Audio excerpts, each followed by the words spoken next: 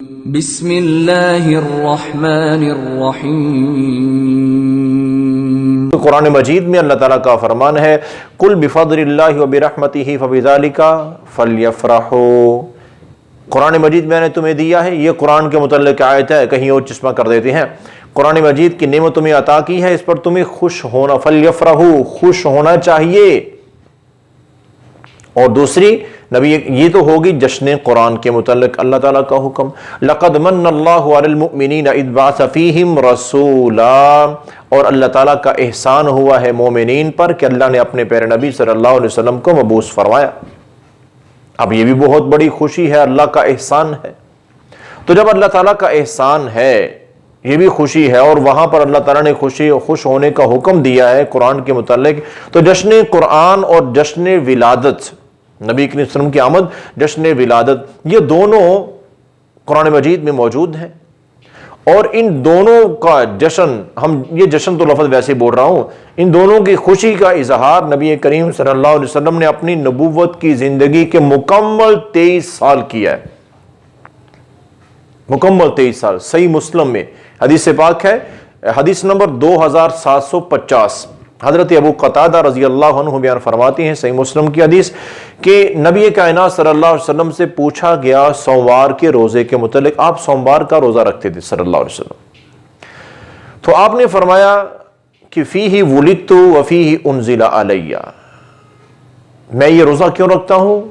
اس دن میری ولادت ہوئی تھی، دنیا میں میری آمد ہوئی تھی، اس دن نبی کریم صلی اللہ علیہ وسلم کا یوم ولادت تھا۔ آپ نے فرمایا کہ میری ولادت ہوئی تھی، وفیہ انزل علی، اور اس دن قرآن مجید کی پہلی وحی مجھ پر نازل ہوئی تھی۔ قرآن میں دو مقام اللہ نے کیا کہا؟ قرآن اور پیارے نبی کی بعثت، یہ دونوں چیزیں، یہ دونوں موقع اللہ تعالیٰ کا بہت بڑا احسان ہے مومنین پر۔ اور نبی کریم صلی اللہ علیہ وسلم کیا فرماتے ہیں کہ میں سوموار کا روزہ کس لیے رکھتا ہوں؟ اسی بات کا اظہار کرتے ہوئے کہ اللہ تعالیٰ کا مجھ پہ احسان ہوا کہ میری ولادت، میری پیدائش بھی اسی دن ہوئی، اور قرآن کا نزول بھی اسی دن شروع ہوا۔ اب نبی کریم صلی اللہ علیہ وسلم، اب بات تو یہ ہے نا کہ آپ صلی اللہ علیہ وسلم یہ دن مناتے تھے روزہ رکھ کے۔ اللہ کا، اب دیکھیں نا، اللہ تعالیٰ خوشی عطا کرے تو کیا کرنا چاہیے؟ بطور شکر آپ روزہ رکھتے تھے، اللہ کی عبادت میں آپ روزہ رکھتے تھے، اور یہ سال میں ایک بار نہیں کہ عید جشن میلاد النبی ہم منا رہے ہیں سال کے پورے سال کے بعد ایک دن، اور وہ بھی اپنی مرضی سے، سنت کا کوئی عمل دخل ہی نہیں ہے، اور آیتیں وہی پڑھ رہے ہیں جو اللہ تعالیٰ نے نازل فرمائی، اور جن کو نبی کریم صلی اللہ علیہ وسلم نے اس انداز میں بطور شکر روزہ رکھ کے سمجھا دیا ہمیں کہ ان کا صحیح طریقہ خوشی کا کیا ہے کہ اللہ کا شکر ادا کرو، اللہ نے اتنی بڑی تمہیں نعمتیں دی ہیں۔ اور یہ ہم لوگ کیا کرتے ہیں؟ ہم لوگ، میں اپنی بات نہیں کر رہا ہوں، ان لوگوں کی جو جشن عید میلاد النبی مناتے ہیں، حالانکہ جو قطعاً کسی بھی لحاظ سے دین اسلام میں جائز ہی نہیں ہے۔ میں کوشش کروں گا وہ جو روایت، ابھی تو صرف 2 آیتیں میں نے پڑھی ہے نا جن کا حوالہ دیتے ہیں بار بار، میں وہ روایتیں، وہ احادیث بھی آپ کے سامنے پیش کروں، اور حقیقت بھی آپ کے سامنے پیش کروں کہ ان کی حقیقت کیا ہو، اور یہ کیسے توڑ مروڑ کے ان کو کہاں کا کہاں لے آتے ہیں۔ تو یہ 2 خوشیوں کا اللہ نے قرآن مجید میں ذکر فرمایا ہے، اور دونوں کا نبی کریم صلی اللہ علیہ وسلم نے طریقہ کیا بیان فرمایا ہے کہ آپ نے حدیث میں کیا دیا کہ یہ دونوں خوشیاں ہیں، میری ولادت اور قرآن، یہ دونوں اللہ کی بڑی نعمتیں ہیں، اور ان کا شکر کیا ہے کہ روزہ رکھ کے میں اللہ کا شکر ادا کرتا ہوں۔ مطلب کیا تھا کہ تم لوگ بھی اگر کرنا چاہتے ہو تو اللہ کا شکر ادا کرو، یہ سنت طریقہ ہے، یہ کرو نا، سنی ہو تو سنت پہ عمل کرو، جو تم کر رہے ہو وہ تو سنت سے ثابت ہی نہیں ہے، سنی کیسے ہوئے؟ اب بات یہ ہے کہ جو تم کر رہے ہو اور جو نبی کریم صلی اللہ علیہ وسلم نے کیا ہے، اس میں بڑا فرق ہے۔ روزہ رکھیں گے تو سارا دن بھوک برداشت کرنی پڑے گی، اور ہم نے تو طرح طرح کے کھانے کھانے ہوتی ہیں، اور نبی کریم صلی اللہ علیہ وسلم نے 23 سال یہ عمل کیا ہے، اور سال بعد ایک بار نہیں کیا، ہر سال آپ نے 52 مرتبہ یہ دن آپ کی زندگی میں آتا رہا، اور ہر سوموار کے دن آپ نے کوئی تاریخ مقرر نہیں کی، یہ 12 ربیع الاول، یہ تو یوم وفات ہے، یوم وفات ہے نبی کریم صلی اللہ علیہ وسلم کا، جس دن جلوس اور خوشیاں منائی جا رہی ہوتی ہیں۔ اور نبی کریم صلی اللہ علیہ وسلم نے ہر سال 52 مرتبہ، سوموار کا دن آتا ہے ایک سال میں، اتنی دفعہ تو آپ نے ہر سوموار کو روزہ رکھا۔ تو یہ کرو نا، یہ کرو، اگر سنی ہو تو سنت پر عمل کرو۔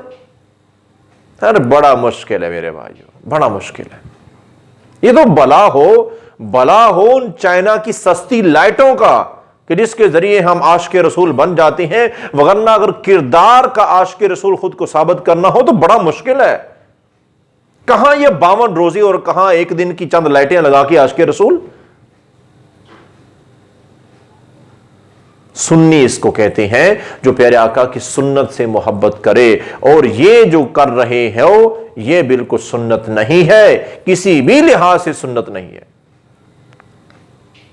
اور نبی کریم صلی اللہ علیہ وسلم نے جو ہمیں یوم ولادت، آپ کی آمد بڑی خوشی کی بات ہے۔ اور دوسری چیز آپ نے کیا فرمایا کہ قرآن کی ابتدا ہوئی تھی، میں اس لیے روزہ رکھتا ہوں۔ اب قرآن سے تو ایسے عوام کو دور کیا جا رہا ہے، قرآن نہ پڑھنا تم گمراہ ہو جاؤ گے۔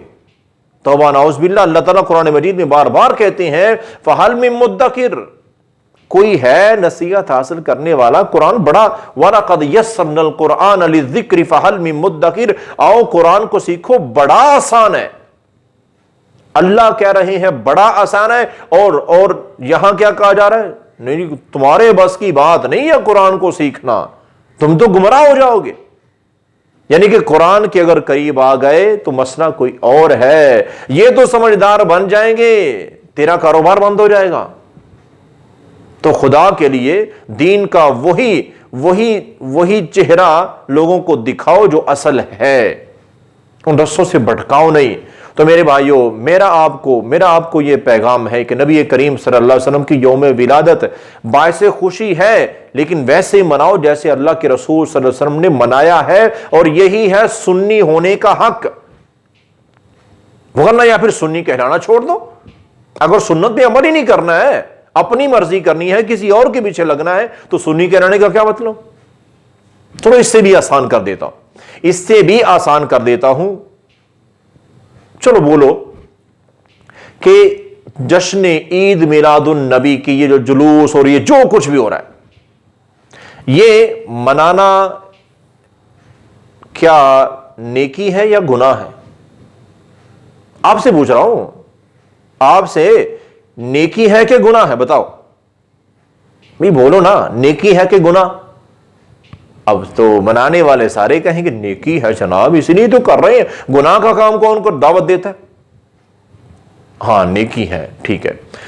اب ذرا یہ بتاؤ کہ نبی کائنات صلی اللہ علیہ وسلم کو، دوسرا سوال یہ منانے والوں سے ہے جو جشن عید میلاد النبی، یہ عید کا چکر چلا رہے، یہ نیکی ہے کہ گناہ ہے؟ کہیں گے نیکی ہے۔ تو دوسرا سوال یہ ہے کہ کیا اس نیکی کا نبی کریم صلی اللہ علیہ وسلم کو پتا تھا کہ نہیں، یا تجھے ہی آج پتا چلا ہے؟ تمہارے پاس کو آج وحی آئی ہے، کون آیا ہے تمہارے پاس جس نے آگے بتا دیا ہے؟ تو فوراً کہیں گے نہیں ہماری بات نہیں ہے، اللہ کے رسول صلی اللہ علیہ وسلم کو پتا تھا۔ اچھا پتا تھا، اگر پتا تھا تو نبی کریم صلی اللہ علیہ وسلم نے امت کو بتایا کہ نہیں بتایا، یا خود ہی کرتے رہے؟ ایسا تو کوئی عمل نہیں ہے کہ اللہ تعالیٰ کا حکم ہے کہ اے میرے پیارے نبی سارا دین امت تک پہنچا دو، اور آپ نے پہنچا دیا، پہنچانے کا حق ادا کر دیا۔ تو اللہ کے رسول صلی اللہ علیہ وسلم نے امت کو بتایا کہ نہیں بتایا کہ یہ عید میلاد النبی منانا نیکی ہے؟ پیارے آقا کو پتا تھا اور آپ نے امت کو بتایا ہے۔ کہیں گے بتایا ہے، بتایا تو دکھاؤ کہاں ہے کہ نبی کریم صلی اللہ علیہ وسلم ہر سال 12 ربیع الاول کے دن جلوس نکالا کرتے تھے، اس طرح کی خوشیاں منایا کرتے تھے؟ یا یہ جو مروجہ جو چیزیں، جو طریقے اور دن بدن بڑھتے جا رہے ہیں، یہ کہاں تھا؟ کوئی ایک حدیث، کوئی ایک روایت، کچھ بھی نہیں ہے۔ تو خدا کا خوف کرو، خدا کا خوف کرو۔ روایت اور صحیح حدیث تو میں نے آپ کو سنا دی ہے، جو آپ نے یوم ولادت منایا ہے، روزہ رکھا ہے، اور سال بعد نہیں، ہر سوموار کے دن ایک سال میں 52 مرتبہ۔ یہ تو ہے سنت طریقہ، سنی ہو تو سنت پہ عمل کرو، بار بار کہتا ہوں بھائیو، میرا کام ہے، میں نے آپ تک حق بات پہنچا دی ہے، مانو نہ مانو تمہاری مرضی ہے، اور وہ پھر آگے اللہ کی مرضی ہے کہ کہلاتے رہے سنی، اور بات وہی بھی آ جاتی ہے۔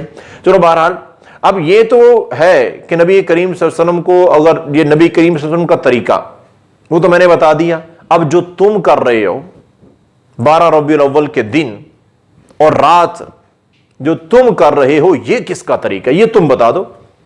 جو اللہ کے رسول صلی اللہ علیہ وسلم کا طریقہ تھا وہ تو سنی ہونے کے ناطے میں نے بتا دیا، حدیث بھی پڑھ دی، حوالہ، راوی کا نام، سب کچھ بتا دیا۔ اب تم بتاؤ جو کر رہے ہو یہ کس کا طریقہ ہے، وگرنہ پھر میں بتاؤں گا یہ کس کا طریقہ ہے، اور میں کوشش کروں گا آئندہ ویڈیو میں کوشش کروں گا کہ یہ بتاؤں کہ یہ کس کا طریقہ ہے۔ تو بہرحال میرے بھائیوں، میں آپ کے حضور التجا کرتا ہوں، عرض کرتا ہوں، خدا را اگر آپ کو ان باتوں کی سمجھ آ گئی ہے تو ان رسومات سے نکلو، اصل دین کی طرف آؤ۔